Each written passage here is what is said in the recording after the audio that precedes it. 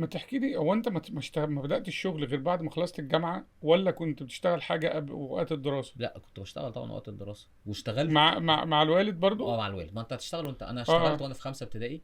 انا خمسة فاكر ابتدائي كويس بتشتغل ايه؟ كنت يعني بروح عندنا مصنع بتشتغل ملابس. بتشتغل يعني، ولا بتروح مع بابا الشغل؟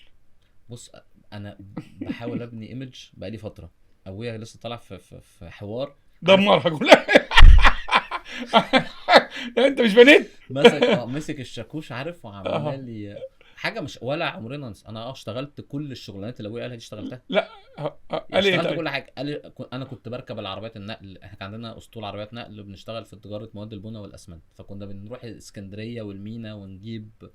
فكنت بركب مع السواق في العربيات النقل، انت عارف بيبقى فيها اه يعني بيبقى فيها سرير كده ورا. ايوه. طب ده فخدت شرف التجربه، كبير ده. خدت انت التجربه. بص انا خدت انت عملت التجربه في كل كل حاجه، بس الشغل. النهارده انت قاعد قدامي ما شاء واكل. الله. مثل اعلى، الناس كتير نفسها تبقى الحمد لله زيك. الحمد لله، يعني انا بجتهد والواحد خلي بالك، يعني لسه بدري جدا عشان يقدر يقول ان هو وصل اللي هو لا انت، عايزه او. اصل انا كلمتك كنت لك بره الهوا، يعني انا مش بجاملك قدام الكاميرا. انا كنت قعدت لما اتكلمنا قلت لك انا شايف ده، ان انت ما شاء الله قادر تأدي ادوار كتير مهمه في وقت واحد بدون صخب. انت مش بتاع الشو، وبدون تقصير. خلي بالك انت كل حاجه انت بتعملها محتاجه واحد لوحده، يعني انك تدير شركه بهذا الحجم ده موضوع. انك تخش مع نادي بحجم النادي الاهلي، في شركه الكوره وفي شركه الانشاءات وفي الاهتمام بالاستاد، ده موال طويل، عايز واحد فاضي طول الاسبوع. انك كمان يبقى عندك عمل حزبي، والناس في الحزب بتقدر وجودك ودورك باين واسهاماتك باينه. ده وقت لوحده، فانك عامل التلاته. فانت لا ده بص انت. انا ما بعملش حاجه انا مش مقتنع بيها.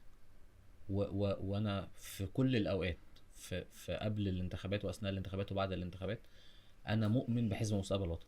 مؤمن، عندي ايمان بالحزب ومبادئه مم. واهدافه واللي احنا بنعمله. اهم حزب على الارض دلوقتي. مش انا اللي هقيم حزب مستقبل الوطن. طبعا. احنا كلنا بنقدم خدمه للناس، والناس هي اللي بتقول في الاخر. كل حاجه في الدنيا ليها وعليها، وعشان بس ما ابقاش انا الشخص المثالي واقول كلام الناس تبقى شايفاه هو مش طبيعي، مظبوط. احنا مش في الجنه. بالظبط، كل حاجه فيه ليها وعليها. وانا من وجهه نظري ان احنا اللي لينا اكتر بكتير من اللي علينا، وان احنا بنقدم للحياه السياسيه والحياه الاجتماعيه في جمهوريه مصر العربيه نموذج سياسي حقيقي. من ادوات. انا مش هقيم مجلس النواب ولا مجلس الشيوخ، هم هيئه برلمانيه والحقيقه عاملين شغل كبير جدا، ولكن الشغل الاجتماعي والشارع احنا بتوع الناس، احنا مع الناس. ودي اكتر حاجه، عشان كده انا في امانه العمل الجماهيري مم. لو اتعرض عليا امانه تانية انا اتمسك بيها. ليه ما اتحصلش وما حدش عرض عليا واحنا مقدين كويس، بس اقول ان كيس ان حد جه قال لي روح انت امانه تانية، حابب دي انا يا عم خليني مع الناس. بتاع الشارع. وانا خليني بتاع الشارع. انا احب كده ابويا يبقى عنده انتخابات ننزل الشارع وننجح بدراعنا. احنا مش بتوع قوايا. صح. انا الناس عايزانا نيجي، مش عايزانا نقعد في بيوتنا محترمين وخلاص. دي مهمه. احنا ده ما كانش ريسك ان هو ينزل بص، اللي يقول لك يعني ريسك، يبقى ملوش رصيد عند الناس. ما ينزلش احسن. اللي يقول لك ريسك، طب والله القايمه هي اللي ريسك. قايمه ريسك. والله القايمه هي اللي ريسك. ونقعد القايمه اللي نجحها نواب الفردي. بس انا بقول اصل انك تكسب بدراعك، مش احد يعرف يكسب بص، بدراعه. الناس كلها الظاهر ان هم عايزين يخشوا القايمه عشان ايه؟ القايمه تنجح. تاني قايمه طب تاني. القايمه عشان تنجح عايزه منهم 5%. ال صح. 5% دي هيجوا من غير الفردي. لا طبعا. الناس اللي راحت انتخبت امين مسعود وفلان الفلاني الناس اللي هي دي راحت الناس اللي للفرد راحت هي اللي قالت انا ادت عايز القايمه، الفردي ده. فدخلت 5%. فدخلت قالت انا عايز القايمه دي، صح. صح. انما في الاخر النهارده القايمه على مستوى القاهره بتاع الشرابيه يعرف مين، يعرف ايه عن مدينه نصر. ولا حاجه. انما اللي دخل انتخب امين مسعود حط القايمه، واللي دخل انتخب احمد البنا حط القايمه، اللي دخل انتخب ابانوب في الساحل حط مم. القايمه، اللي دخل انتخب محمد عبد الرحمن راضي حط القايمه، اللي دخل انتخب عمرو رشدي حط القايمه. شيل بقى الناس دي، خلاص احنا مش جايين. مش هيبقى فيه قايمه. الناس ان القايمه تنجح ازاي؟ ما هي لازم الناس تروح الصندوق. الناس راحت صح. الصندوق في الساحل عشان ابانوب، وراحت في رود الفرج عشان محمد عبد الرحمن راضي، مع حفظ الالقاب كلهم طبعا. اساتذتي كلهم يعني، نواب كلهم اخواتي وكلهم الكبار محترمين. طبعا.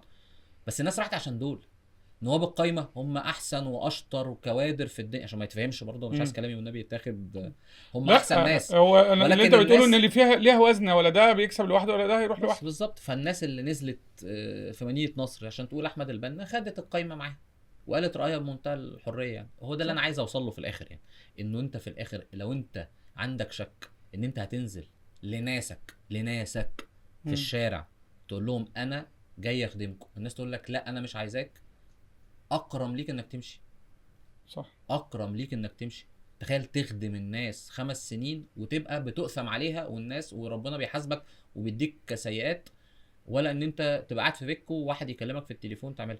انا شفت ده من ابويا، انا ده اتعلمته، ودي يعني انا لو خيرت ما بين الاتنين انا اعرض نفسي على الناس، ولو الناس شافت ان انا هضيف لها حاجه انا هعمل ده.